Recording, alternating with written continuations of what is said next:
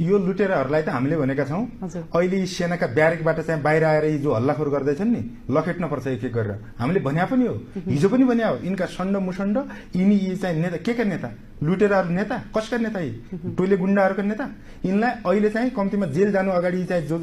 सडकमा कराउँदैछन् नि एक एक गरेर जेल थुन्नुपर्छ एक नम्बरमा त्यति गर्दा पनि हुँदैन भने यिनलाई लखेट्नुपर्छ डाँडा काटाउनुपर्छ यिनलाई देश र जनताका विरुद्ध निरन्तर चाहिँ 70 वर्ष यिनले गद्दारी गर्दै आएको होइनन् के हो देश र जनताका विरुद्ध काम गरेको यिनले कसका नेता यिनी यी विदेशी दलाल विदेशी चारो जुठो पिरो खाएर चाहिँ यो देशमा चाहिँ विदेशी योजनाहरूलाई चाहिँ लागू गरेर अहिलेसम्म हाम्रो देश र जनताको भविष्यमाथि यिनले गिर खेल्या होइन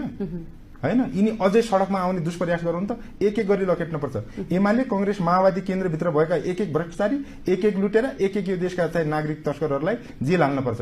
यिनीहरू योभन्दा बाहिर आएर चाहिँ तपाईको त्यो असार साउनको महिना दुलाभित्रबाट बाहिर आएको भ्यागत जस्तो कराउने दुष्प्रयास गर्छन् यो देशका युवा र विद्यार्थीका विरुद्ध यो देशका चाहिँ सचेत नागरिकका विरुद्ध भने जनताले चाहिँ टुडी खेलमा लगेर यिनलाई योभन्दा चाहिँ निर्मम चाहिँ सजाय दिन पर्ने हुन सक्छ यो मजाकको विषय छ यो देश जहिले चाहिँ तपाईको रणमैदान हुन सक्छ यो चाहिँ जहिले चाहिँ यिनीहरूले चाहिँ भ्रष्टाचार र कुशासन मचाएर चाहिँ आफ्नो लुटको स्वर्ग टेकाउने बन्न सक्थ्यो यो देश यो हुन सक्दैन अर्को कुरा हाम्रो कुरा कहाँनिर छ भने पछिल्लो चरण उठेको जेनजी विद्रोहलाई चाहिँ यिनीहरूले कति खिसिट्युरी गर्दैछन् आजकै दिन पनि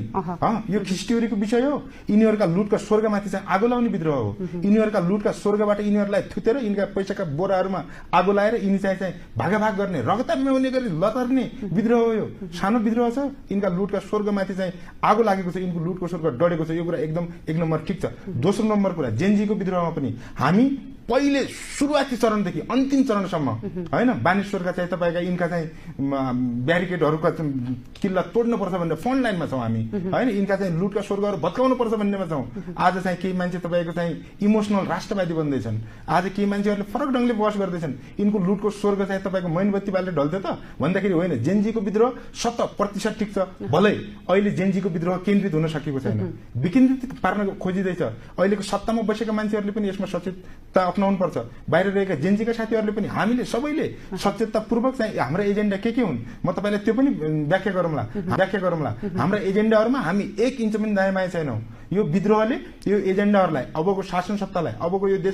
देशको भविष्यलाई चाहिँ ठिक ठाउँमा लैजाने गरेर छलफल गर्नुपर्छ बहस गर्नुपर्छ र त्यो मागहरुलाई चाहिँ पूरा गरेर निर्गल गरेर चाहिँ हामी अगाडि जानुपर्छ भन्ने विषयमा छौं पुराना यो चाहिँ दल यो लुटेर भ्रष्टाचार यो सडकमा आउँदैमा के हुनेवाला छैन यिनलाई जेल हालेर यिनका दलहरु प्रतिबन्ध लाउनु पर्छ यो मजाकको विषय हुन सक्दैन तपाईले भन्नुभयो जस्तै पछिल्लो समय अब फागुन 21 गतेका लागि प्रतिनिधि सभाको चुनाव तय गरिएको छ र यो चुनाव हुन्छ कि हुँदैन भन्ने आशंका पनि बाहिर आइरहेका समयमा यो विषयमा थोरै पछाडी कुरा गरौँला राजनीतिक दलहरूले चाहिँ जो पुराना राजनीतिक दलहरूले अब केही समय